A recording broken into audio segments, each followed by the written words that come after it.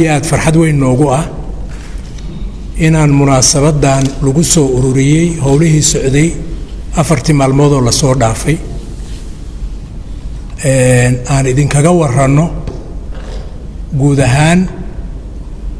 isu imaatinka iyo waxqabadka ka dhashay. waxaan rabaa marka hore inaan fursaddan u qaato inaan u mahad celiyo madaxweyne Ismaaciil Cumar Geelle oo lahaa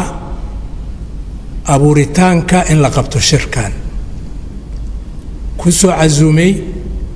mudane Maxamed Cabdullaahi Maxamed madaxweynaha dowladda federaalka Soomaaliya,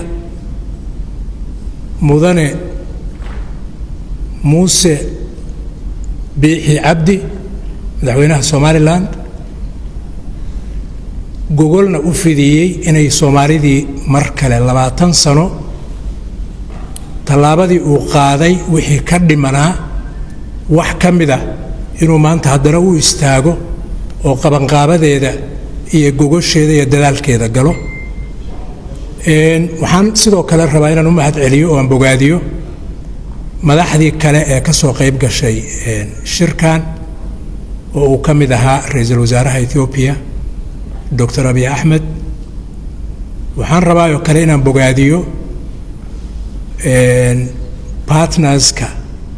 Soomaaliya iyo Somaliland gacan saaxiibtinimo ku siiya waqtiga hadda la joogo inay socdaan oo maamuladooda iyo hay-adahoodu shaqeeyaan. haddana ay nagala joogaan safiirka Mareykanka iyo safiirka EU-da, iyagana aad iyo aad aan ugu mahad celinaya. waxaan rabaa inaan aad iyo aad u xuso una bogaadiyo shaqada uu halkan ka qabtay guddoomiyaha shirka mudane Maxamuud Cali Yuusuf oo ah wasiir dibadeedka Djibouti. waa u bogaadinaynaa, waa u ducaynaynaa, abaal weyn ayaan uga haynaa hawshan sida uu u daadihiyey maalmihii aan fadhinay. waxaanan rabin inaan ka tago mas-uuliyiinta ka socda Somaliland, cid dowladda ku jirta iyo cid aan ku jirinba, ee khubarada iyo isugu jira wasiirada iyo mas-uuliyiinta kale ee soo aqbalay iyaguna sida annaguba aan u soo aqbalnay gogosha madaxweyne Ismaaciil Cumar Geelle. saaxiibaday waa bogaadinayaa ayagana wasiirada iyo mas-uuliyiinta kale iyo khubarada ka yimid dhinaca dowladda federaalka iyo xamar. intaa markaan uga baxo bogaadinta iyo mahadcelinta, waxaan rabaa inaan sheego arrinka dadka Soomaaliyeed oo 30 sano heshiis ku ahaa dowlad ay wada leeyihiin oo la yiraahdo Jamhuuriyadda Soomaaliya, mar dambena loogu magac bedelay Jamhuuriyadda Dimuqraadiga ee Soomaaliya. runtii waxaan aaminsanahay ama ha joogaan dhulka Soomaaliyeed oo ay mas-uuliyaddeeda hayso hadda dowladda federaalka ee Soomaaliya, ama kan ay hayso dowladda Somaliland, dad badan oo Soomaaliyeed oo labadaas degaan jooga waddamada deriska, jooga qurbaha, inay aad iyo aad ugu murugaysan yihiin uguna hamuun qabaan, ra'yi khaasana ay ka qabaan waxa xaaladda labadii qaybood oo Soomaaliyeed oo midoobay xaaladooda ay ku dambayn doonto oo hadda iyaduna 30 sano maraysa. ma rabo inaan u gudbo kala maqnaan iyo isqaadasho. waa waxa shirkan loo qabtay oo uu asaaska u yahay oo laga wada hadli doono oo aan ku tegi doono. laakiin taa ka hor shirkani wuxuu u qabsoomay in loo gogol xaaro wada hadallo heer sare oo mas-uuliyiinta dowladda federaalka ee Soomaaliya iyo Somaliland ay ka galaan xiriirka ka dhaxeeya labadaas qaybood. halkan waxaan maanta ku soo gabagabaynay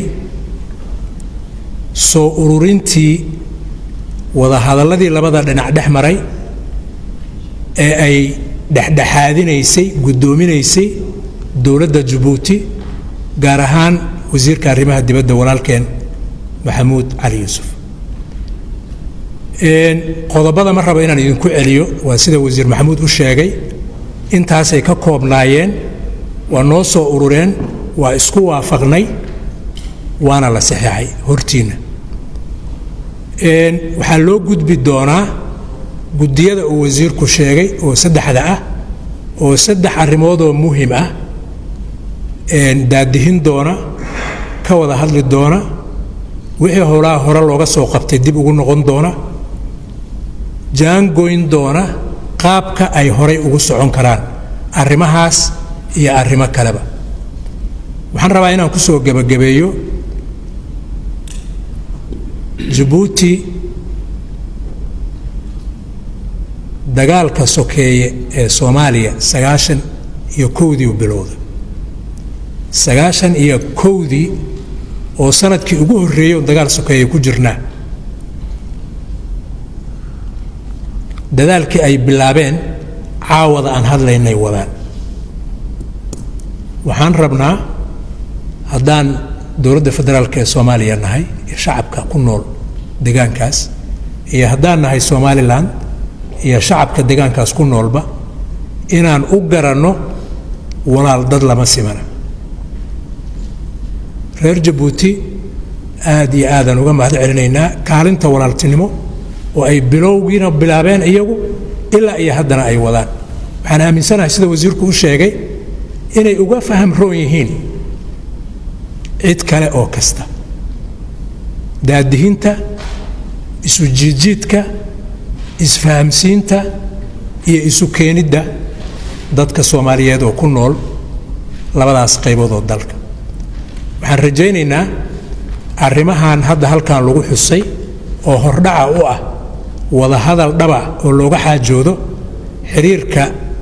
dowladda federaalka ee Soomaaliya iyo Somaliland inay in dokumentiga aan meeshan ku saxiixnay